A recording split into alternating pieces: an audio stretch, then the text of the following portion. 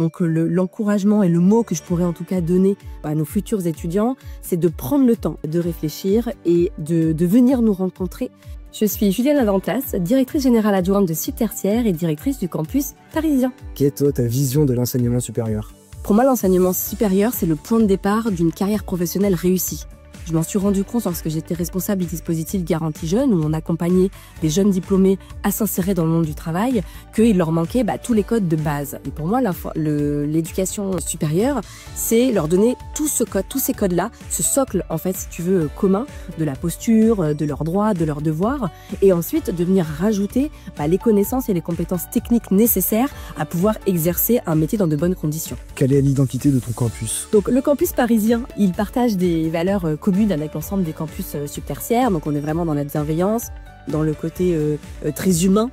Pour nous, l'étudiant et la satisfaction des étudiants et le bien-être des étudiants reste la priorité. Le relationnel avec nos étudiants est le plus important. Pour qu'un étudiant réussisse son parcours, il a besoin de se sentir accompagné, soutenu, écouté.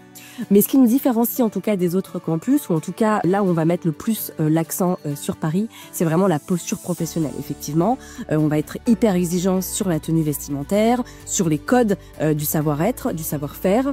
On va être énormément aussi sur le respect, sur la bonne posture professionnelle. Voilà, c'est vraiment pour nous le plus important aujourd'hui sur le campus parisien.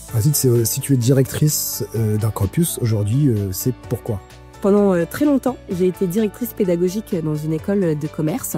Donc j'ai pu vraiment avoir toute cette vision de l'ingénierie pédagogique, donc la création des programmes, les audits Calliope, les renouvellements de titres.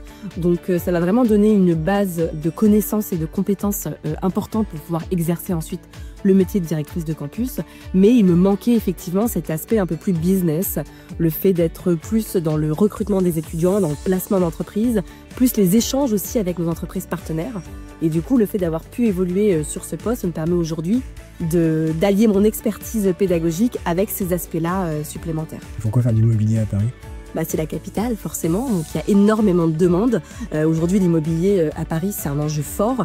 Il y a de la demande, il y a beaucoup d'échanges, il y a beaucoup de besoins, beaucoup d'activités, beaucoup de mouvements en lien avec l'immobilier. Donc toute personne qui veut faire de l'immobilier et avoir une carrière riche et palpitante, forcément, c'est à Paris qu'il faut venir. Un mot d'encouragement aux étudiants. Je sais ô combien il est difficile de trouver sa voie, de savoir quelle formation faire, quel métier on veut faire plus tard. Donc l'encouragement et le mot que je pourrais en tout cas donner à nos futurs étudiants, c'est de prendre le temps de réfléchir et de venir nous rencontrer, car nous, on est vraiment là pour les accompagner et construire avec eux leur projet professionnel. L'immobilier offre énormément de perspectives possibles. Du coup, ensemble, on peut travailler cette carrière. Voilà. Donc l'encouragement que je peux leur donner, c'est oser. Un mot aux entreprises de l'immobilier, qu'est-ce que tu aurais envie de leur dire? Un conseil que je pourrais donner du coup à nos entreprises partenaires, c'est oser également recruter des alternants. C'est aujourd'hui le premier maillon de la chaîne.